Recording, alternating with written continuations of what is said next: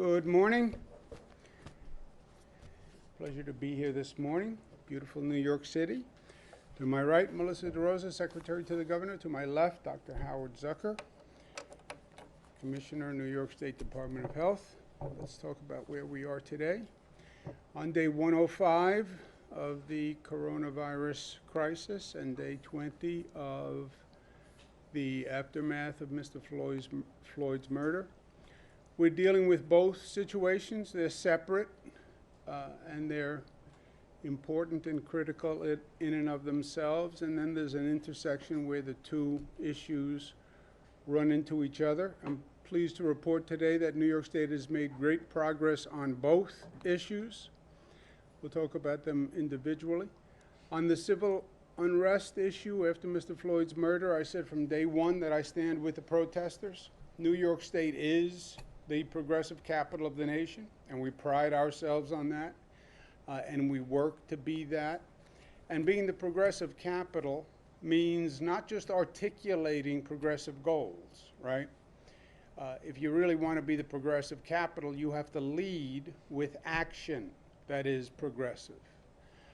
And all the greats have said that from day one. It's not merely articulation, it's action. That is the art form. Bayard Rustin, the proof that one truly believes is in action. That's how you get measured in life. That's what the history books have all taught us.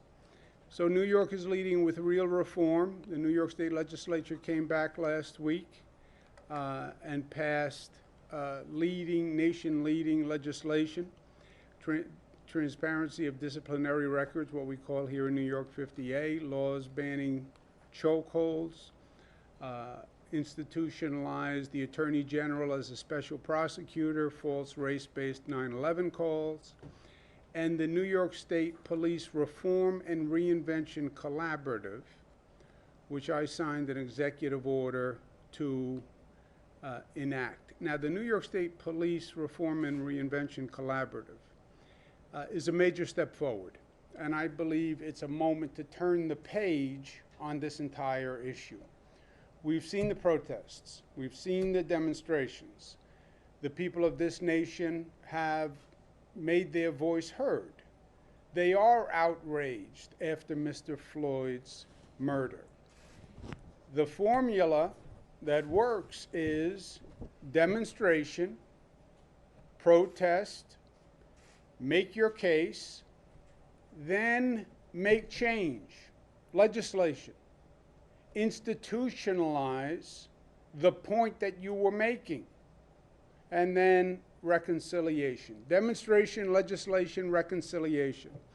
Reverend Sharpton was here yesterday, and those were his words. He's exactly right. Protest, demonstrate, show the outrage, show the frustration, and then do something about it. That's the legislation. It's not about protesting for the sake of protesting. It's protesting to make change. The change comes in the legislation. And that's what we have to remember. That's what it means to be a progressive state. Yes, articulate, and now act. And that's where we are in New York. Now is the time for every community to put pen to paper and enact systemic reform. Take that anger and frustration that we saw in the demonstration, and now I'm saying to every community, we have 500 police forces in this state alone, 18,000 nationwide. Okay, what do you want in terms of reform? What changes do you want? And what do you want policing to look like in the year 2020? Put pen to paper, sit down, redesign the police force for the year 2020. What functions do you want it to undertake? What budget do you want it to have? What is the staffing that you want it to have? What is your use of force penalty? How should they handle crowd management? Concerns about demilitarizing the police. What do you mean by demilitarizing the police? What equipment do you want them to have and not have? That's the function, that every community has to go through. And that's the function and the process that we outlined in the New York State Reform Collaborative. Collaborative meaning government sits down with the community and does it together. It's not that government gives us their vision of what the police should look like, because we have government's vision of what the police should look like. It's called the current police. Bring the community to the table, have the conversation, and come up with a redesigned police force for the year 2020. Come up with the reforms you actually want in specifics and remake your police force. That's the stage that we're in New York. And it's for your community, New York City. You tell us what policing looks like in 2020 in New York City. Nassau County, you tell us what a police department looks like in 2020. Suffolk County, you tell us. Buffalo, you tell us. Rochester, Syracuse, Albany, Utica, you tell us. County by county, city by city, what police force do you want? We heard you. You're right. We agree with you, protesters. Now, tell us what the police force should look like. And let's do that over the next 9 months. Why 9 months? It takes 9 months to give birth. And we're going to birth a new vision for a police force. Community by community, because there is no one size fits all. It's what that community wants. And New York City may want something different than Suffolk, may want something different than Erie, and that's fine, because it's for that community to decide. At the table, activists, stakeholders, police, government officials, you design your police force, and you do it now. How do we know they'll do it? If you don't do it, local government, you won't get any state funding. Period. We're not going to tell you what to do, but we'll tell you that you have to go through the process. And you have to pass a law with your redesigned police force. And you have to do it by April 1, or you don't get state funding. If you don't want state funding, then you don't have to do it. I don't believe there's a city or a county in this state that will say they don't want state funding. But that's the incentive to actually go through the process of redesigning the police. April 1 is the drop dead date. Again, I'm not telling them what it should look like. I'm saying the opposite. I'm saying it's up for the community, that government, to pass a law redesigning their police force, taking into consideration the dialogue that we've all been having over the past few weeks. And look, it has to be done anyway. We don't really have a choice, because no police department can function, not in this state, not in this nation, if it doesn't have the trust and respect of the community. It does not work either way. If you don't have the trust or the respect, it's not going to work. You know, the police force is a function of what the community wants. The community pays for the police. The police don't exist despite the community. The police exist because that community wants them. And if that community that is funding them with their tax dollars want a different police force, then they'll have a different police force. They're not going to pay for a police force that they don't want. And if they don't want that police force, it's not going to work anyway. And that's where we are. The relationship is broken in many of these communities. Some communities it's fine. But in the communities that want a different relationship, design it, define it, do it over the next 9 months, and then enact it into law. Take this moment and make change. That's what this is all about, restoring the respect and trust. On reopening, we're following the data. The data that we should be watching now is the testing data. We've talked about hospitalization data and ICU data and tracing. It's the day-to-day tests. We do 50,000 tests per day across the state.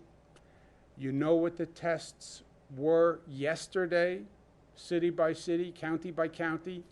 Look at that data. That's what's gauging our reopening. And it's visible, it's on the website, and literally day by day. So you take New York City, yesterday was 1.7%, but you can see it over the week. Monday was 1.8. That's when New York City started to open. 1.5, 1.7, 1.5, 1.7. Great. You'll see little deviations, little fluctuations. It'll be up a little bit, it'll be down a little bit. That's fine. What you do want to watch is if you see it start ticking up and continue to tick up, right? We're looking for a direction more than anything else. But you see it by region, and then you have a breakdown within that region so you can drill down on the numbers. In New York City, it's by borough. You look at the Bronx. When we opened, it was 2.3, then 2.1, 2.4, 1.6, 1.8. Okay, up a little bit, down a little bit, but you see it's basically constant. That's what we want to be watching. That's what's gauging our reopening. All the news is good. All the news is very, very good. Number of hospitalizations, lowest since March 20th. That's when this nightmare began. So we've done it. We have tamed the beast. We are now 180 degrees on the other side. The best number, lowest number of deaths that we have seen since this started. And that is the number I know turns my stomach and turns everyone's stomach in this state. This is the number that is the most painful, and it is the lowest level since this started. The people of this state, by their actions, have saved thousands of lives. That is not overly dramatic. That is not rhetorical. That is not metaphorical. That is factual. They saved thousands and thousands of lives.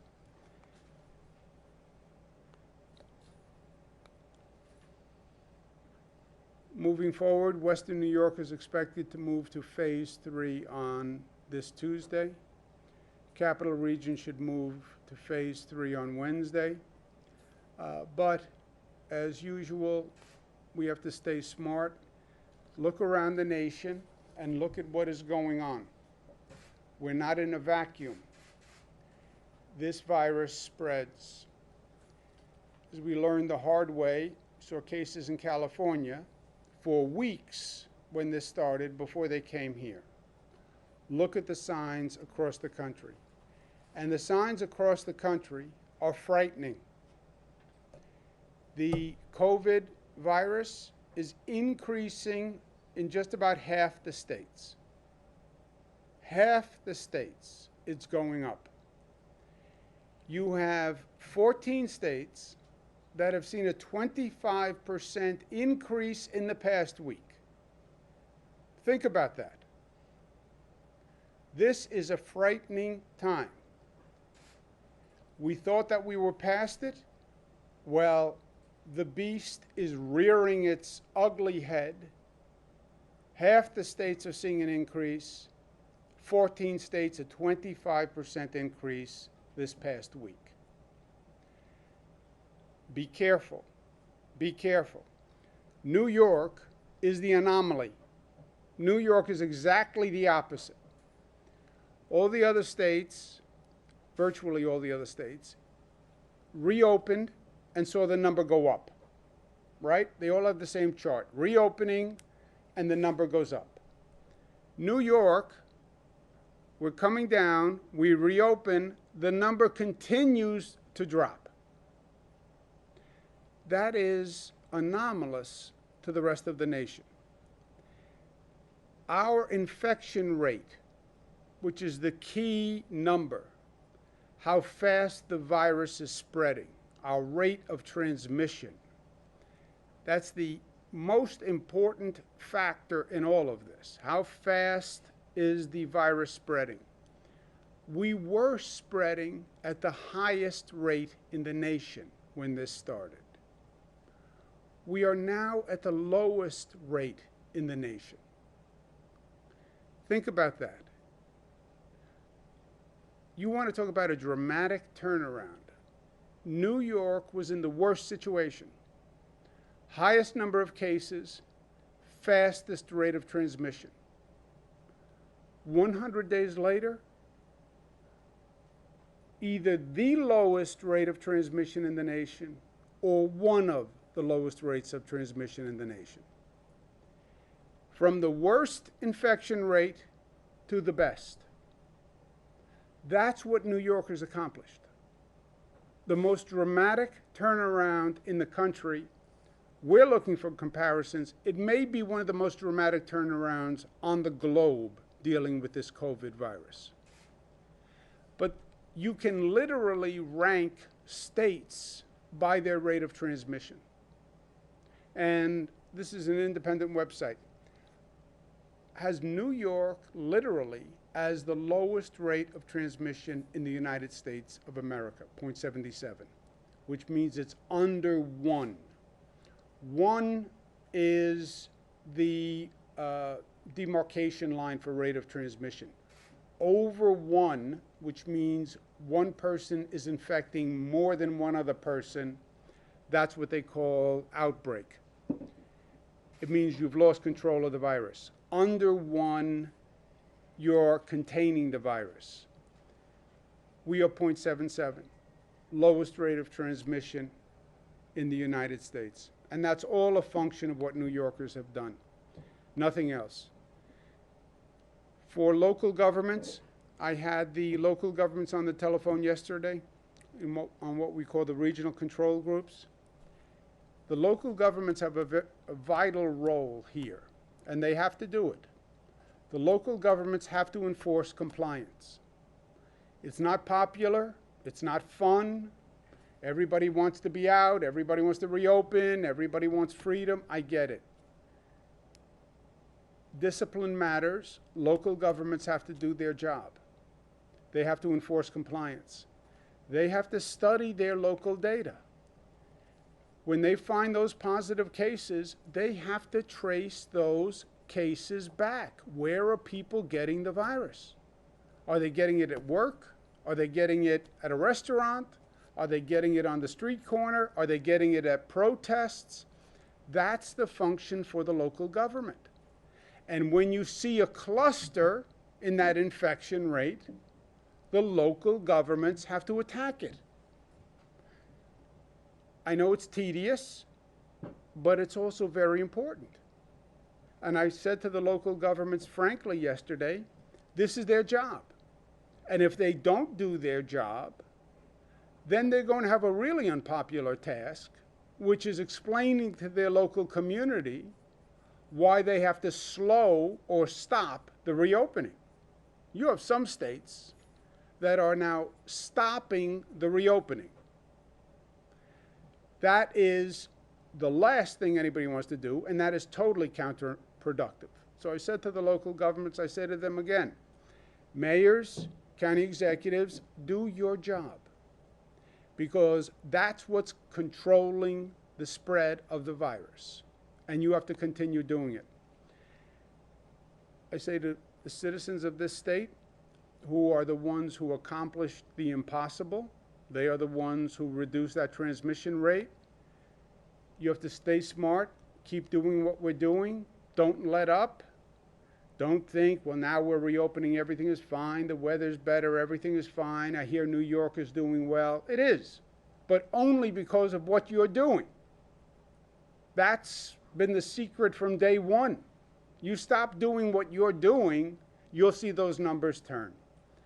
So we have to stay smart and stay disciplined. To the protesters, I say, wear a mask. It is the law. I signed an executive order that says it is the law. If you cannot socially distance, you must wear a mask. I also say, especially to my young friends, this is nothing. This is nothing. I don't know what this is. This is like a form of a chin guard. That's what this is. It may be a fashion statement. It may be cool. But this accomplishes nothing. It's not a mask. It's nothing. Well, I'm just taking a break from my mask. No. This accomplishes nothing, right? It's nose and it's mouth. Nose and mouth. For me, the nose and mouth is a big job, covering the nose and mouth. All right? But this is a mask. This is a chin guard. Nobody told you to wear a chin guard. Wear a mask. So I say that to the protesters. I also say to the police, wear a mask. It is the law. And the law is the law for the police. Right? So wear a mask. It is the state law. It's not an option. And stay New York tough, smart, united, disciplined, and loving. With regard to the first thing, the police, reforming, does that mean that a police force or a locality is required to defund, or can they just reorganize within the department? They reorganize, redesign, reform, however they see fit, right? This is a new stage. People are still out protesting. You don't need to protest. You won. You won. You accomplished your goal. Society says you're right. The police need systemic reform. That was accomplishment one. Now go to step two. What reform do you want? What do you want? I want systemic reform. Okay. How do you define systemic reform? Let's sit down at a table with the local government, with the police, with the other stakeholders. How do we redesign the police department? We start with this. It's a blank piece of paper. What do you want the police department to be in New York City? Let's design it. Here's a pen. Let's design it. What functions? What's the staff? What's the budget? What should they stop doing? We design it together. We have 9 months to do it. The local government convenes it. The local government convenes all the stakeholders. Take 9 months. It's easier said than done. And pass a law enacting that redesign by April 1. Well, what if we don't? Or if we can't agree? Then you don't qualify for state funding. But does the agreement, must it include, it sounds like it doesn't. Doesn't have to include defunding. If they reorganize it in a way that's agreeable to the locals, that's okay? Well, defunding literally means there's no police department, right? Well, I mean, like New York City wants to move out $1 billion out of the state budget, out of the police budget. Yeah, that they can, whatever the budget they want is fine. Whatever budget they want, whatever size police force they want. Let them determine that. Let them determine what demilitarize the police means. Let them determine a use of force policy. Let them determine a bias policy. Let them determine a disciplinary process. What should be done with citizen complaints? When do they become public? How about the disposition? Is that public? How long until you have a disposition of a complaint? Whatever they want, community by community, because New York City will want one type of police department. Suffolk will want a different type of police department. Buffalo will want a different type of police department. They're all reacting to different stimuli. What's true across the board is people want a different police department. That's what the protesters were saying. I agree with them. We've been talking about this for 40, 50 years. We're on to the new question. What does it look like?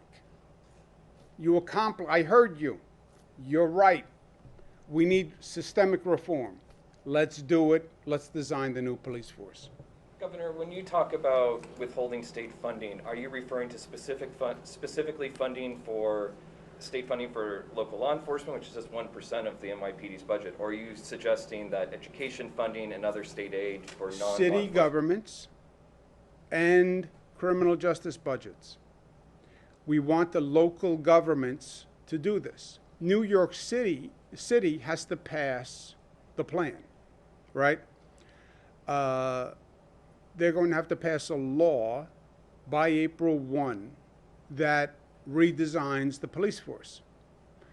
Maybe a new budget, maybe new level of staffing, maybe new disciplinary procedure, maybe new bias procedure, maybe new equipment.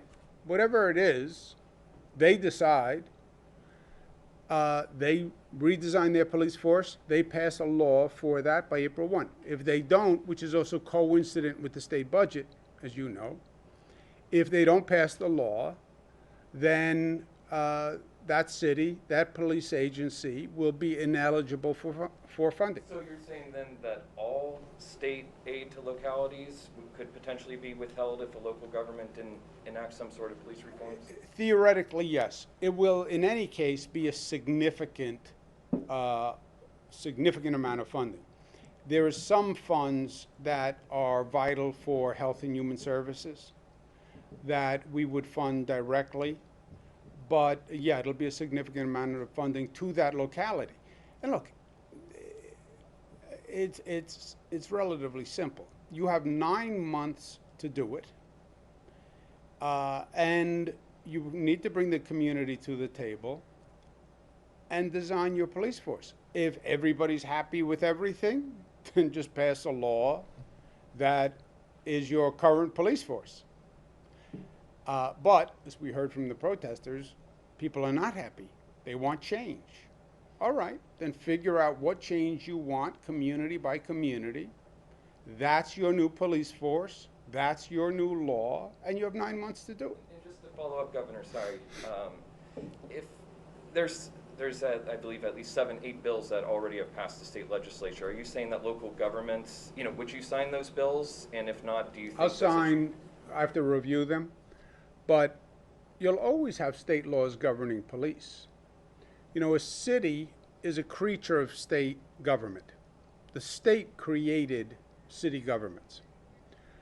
So there are state laws on policing that the city cannot circumvent, or a county cannot circumvent. There are federal laws on policing that the state and the city can't circumvent. So they stay in place. A city can add laws to the state and the federal. They can't remove laws from the state and the federal. But the state and the federal laws are not what people are questioning. People are saying we want additional laws, additional measures. People are saying I want the police to stop doing things. I want a new use of force policy. I want a new bias policy. I want a new diversity policy. I want them demilitarized. And that's all done at the local level. Hey, can you describe what the state's role is going to be in overseeing this? Like, are you going to have an office or a commissioner, or how are you going to? No office, no commissioner. Pass the law. We have Department of Criminal Justice Services, but we don't need a new bureaucracy. This is very simple to administer. They have to pass a law. If they don't pass a law, they either pass a law or don't pass a law. They either send us a law or they don't send us a law. If they send us a law, we're not going to second guess their law. All the state laws stay in effect. This is their local laws. If they pass a law, great, they're in compliance by April 1. If they don't pass a law, they don't send it to us, and then they're not in compliance. You want to add something? I would just say that this isn't about increasing state government's voice in the process or adding more politicians into the process. It's about empowering the communities, right? That's what we're seeing through the protesters. People feel as though there's a lack of accountability within the local police departments and that they're not being heard. This forces the community to the table, and this also makes it so that the mayors are on the line, because the mayors have to facilitate this process with the police departments that report directly to them, and then the local legislative bodies, so the city councils or the county governments. And so you've got the community at the table directly, and then they can demand accountability through the mayors and through the local governments. So it's not about adding additional layers of state government into this process. It's about empowering the local communities and having a process where everyone feels their voice is being heard and there's accountability. So the only date you guys are concerned with is April 1, past or no, that's it? April 1. Let's say it this way. You have these protests going on. I agree with the sentiment of the protesters. And by definition, what the protests say is the relationship is broken between the police and the community. More so in some places, less so in other places. Okay, then it doesn't work. If the relationship doesn't work, the policing doesn't work. It can't work despite the community. I'm going to police you even though you don't want me to. No, then I'm not going to pay you. It comes from my taxes. You work for me, right? Police are public servants. Okay, we have to then come up with a way to fix the relationship. And people want changes in the relationship. It's a little different from place to place. California wants one thing, New York wants one thing, and within New York City wants one thing, Suffolk wants something else. All right, in your local community, put everyone at the table, have the conversation. There's going to be tension in the conversation, I understand that. The politicians will not want to have the conversation because it's going to be a heated conversation. You have to have the conversation. That's what the state's saying. And you have to resolve the conversation. You can't just start a process and say, I'll have meetings, but the meetings go on forever and you never decide anything. You have 9 months, which is plenty of time to do this. And do it intelligently. Find out what is the best innovative policing mechanisms out there, who's doing the smartest things. That mayor, that county executive conducts those meetings, brings in the community. It's a collaborative. That's why the word collaborative. This is not a dictatorial session. Collaborative. You redesign the police. You get the law passed by your local body, so everybody buys in. County executive comes up with it, but the county legislature has to pass it. Mayor comes up with it, but the council has to pass it, so it's fully vetted.